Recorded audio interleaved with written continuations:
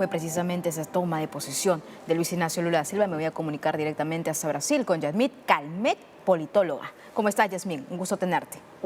Buenos días, Carmen, ¿cómo estás? ¡Feliz año! Feliz año, claro que sí, el primer noticiero y qué bueno compartirlo contigo en un evento tan importante para Brasil. Nuevos retos, que se le viene a Luis Ignacio Lula da Silva. ¿Cuál consideras tú que es el más importante en estos momentos? En realidad tenemos muchos retos, pero creo que el más importante va a ser poder gobernar en un país que está con un déficit fiscal muy grande, ¿no? Se nos ha dejado, ¿cómo te puedo decir? Una deuda, ¿no? El gobierno anterior deja una deuda muy grande y para poder cumplir todos los planes que Luis Ignacio necesita hacer, es necesario contar también con ese dinero. Entonces ahora uno de los desafíos muy grandes va a ser entonces hacer con que la economía funcione mucho mejor y que con que haya este dinero en los cofres públicos para poder ejecutar sus planos de gobierno. Ahora, son 37 ministerios, ¿no? 14 ministerios más que su antecesor Jair Bolsonaro. ¿A qué se debe esto directamente y si nos puedes explicar la composición y la forma como se está dirigiendo ello? Sí, es sumamente importante porque esto fue criticado durante el gobierno de Dilma Rousseff también, de que había muchos ministerios. El gobierno Bolsonaro entra también con esta política de disminución de ministerios, ¿no? Pero cuando Lula empieza su campaña, viene entonces nuevamente con esta idea de la justicia social, ¿no? De recuperar derechos civiles y políticos y sociales que habían sido perdidos durante el gobierno Bolsonaro. Entonces, ¿qué sucede? Primero que el aumento de estos ministerios muestra específicamente una pluralidad, ¿no? No solamente una pluralidad étnica, cultural, sino también de una pluralidad de ideas políticas. Y esto es muy bueno. Entonces, lo que Lula está demostrando con su ministerio es que está viniendo para gobernar, no solamente para un grupo, sino para todos. Entonces, esto es muy bueno. La segunda cuestión es que estos ministerios, entonces la creación de nuevos ministerios, están directamente vinculados con la idea de protección también de determinadas minorías que han sido descuidadas durante el gobierno Bolsonaro. Entonces me explico. Por ejemplo, se creó el Ministerio de Pueblos Originarios, que es el Ministerio de los Indígenas, ¿no? Es un ministerio sumamente importante y este ministerio y todos los ministerios van a dialogar entre sí. Entonces también tiene una estrategia política del diálogo entre sí, cosa que, por ejemplo, no estaba existiendo durante el gobierno Bolsonaro, ¿no? Entonces esto es muy importante. Entonces, por ejemplo, pensemos, el Ministerio de los Pueblos Originarios tiene a Sonia Guarayaya, que es una indígena, una lideranza política también, ¿no? Indígena, y va a trabajar directamente, entonces va a dialogar directamente con el Ministerio de Economía, va a dialogar directamente con el Ministerio de Justicia, va a dialogar directamente con el Ministerio de Medio Ambiente.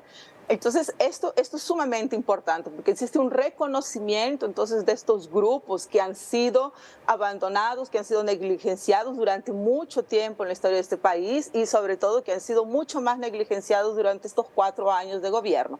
Entonces, la idea básica es de que todas estas pluralidades que son y que muestran entonces la pluralidad de la sociedad brasilera y sobre todo ideológica brasilera puedan dialogar en un momento en que se busca entonces aquí en Brasil un cierto tipo de unión, de retirar esa fragmentación que fue dejada y que fue aumentada durante estos 4 últimos años de gobierno. Muy importante eso, la articulación también entre los ministerios, ¿no? Porque lo que viene sucediendo también en el aspecto de medio ambiente, pues obviamente recae e impacta pues a los grupos indígenas y sobre todo ahora que tienen un ministerio bien implementado y que se va a dar con este gobierno de Luis Ignacio Lula da Silva. También importante, Yasmín, la gran cantidad de jefes de estados que han llegado, Importante, digamos, el aparato, bueno, de la comunidad internacional que ha sido ahí testigo de este toma de juramento y no solamente eso, sino también ha presenciado de lo que podría significar, Yasmín, y no sé si también es tu lectura del giro, de cómo va a cambiar la política exterior de Luis Ignacio Lula da Silva, nuevas alianzas, incluso se van a retomar nuevas alianzas perdidas, dejadas ahí en el olvido, algo que veíamos con Jair Bolsonaro, que se peleaba mucho con la comunidad internacional.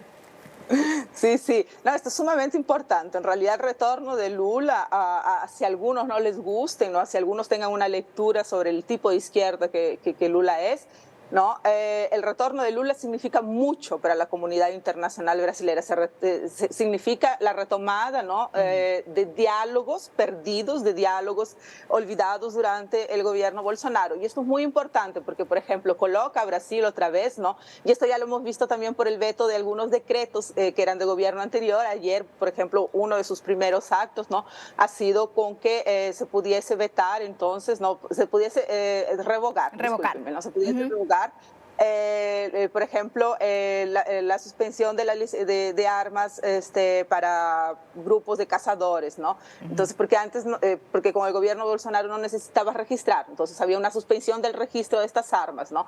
Entonces ayer ha sido revocado. La misma cosa, por ejemplo, sobre la minería ilegal, que aquí le llaman garimpo, ¿no? Que se ha hecho en tierras indígenas. Entonces, esto muestra específicamente, ¿no? Que la política de Luis Ignacio Lula da Silva es una política de cambio, ¿no? Y es una política de cambio, así, viene con este discurso pacificador que te digo, ¿no?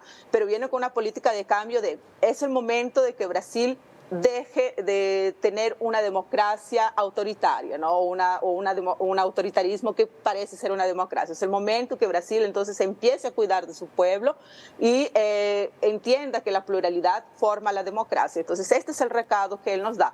Entonces esto es sumamente importante porque, por ejemplo, rescata también, ¿no? Alianzas, sobre todo de inversiones, ¿no? Inversiones hechas para la Amazonía, por ejemplo, que son sumamente importantes y que tiene a ver con la economía, tiene a ver con la ciencia y tecnología, tiene a ver también con la defensa de estos pueblos originarios, tiene a ver también con la construcción de nuevos trabajos, de nuevas fuentes de trabajos, pero sobre todo lo que Lula también trae, ¿no? Es la idea de que se construya una economía verde, una economía sustentable. Y esto lo coloca entonces nuevamente, coloca a Brasil nuevamente, ¿no? En un papel entonces de liderazgos climáticos, ¿no? De protección del clima. Brasil ha tenido este papel importante, sobre todo durante los dos primeros gobiernos de Lula, después con Dilma, pero ha sido mucho más fuerte con Lula, ¿no?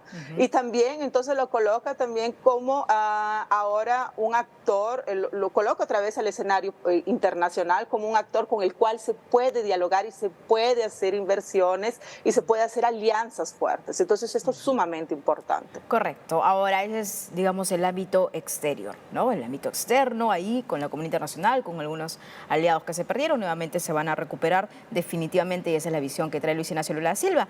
Pero sin lugar a dudas, a nivel interior, la polarización que ha marcado la agenda.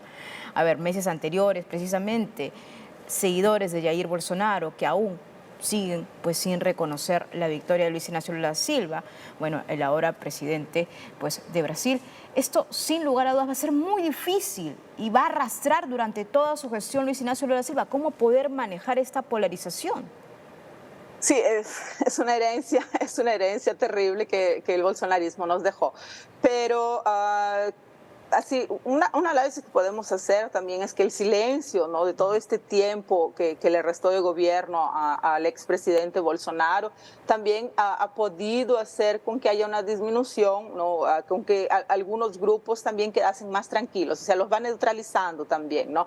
Es claro que tenemos ciertos sectores que son mucho más radicales y con los cuales va a ser un poco más difícil de articular, ¿no? De conversar, pero esto también va a depender mucho, y aquí yo lo veo más dentro de una estrategia política, ¿no? Va a depender mucho también de las articulaciones que el propio presidente va a tener dentro del Congreso. Y esto ayer, por ejemplo, ya quedó claro, ¿no? Tanto el presidente del Congreso como el presidente del Senado dejaron muy claro que el intuito, ¿no? del gobierno que está empezando es el objetivo mayor es de unión de este país y sobre todo de preservación de la democracia, porque no quieren que la democracia acabe en este país.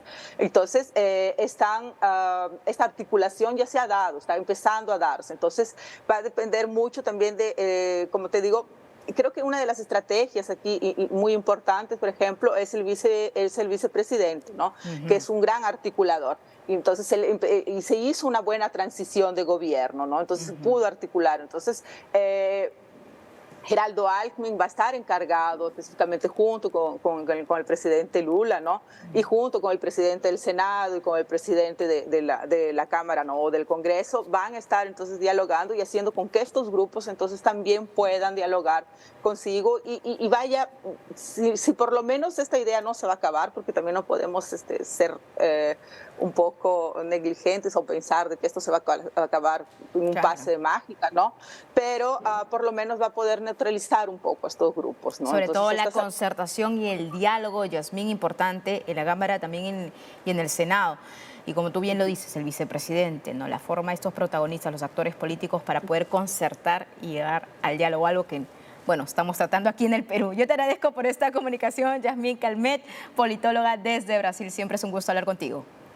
un gusto, Carmen, también buenos días a todos ustedes y un buen año para todos Claro que nosotros. sí, un buen año, saludos desde Perú.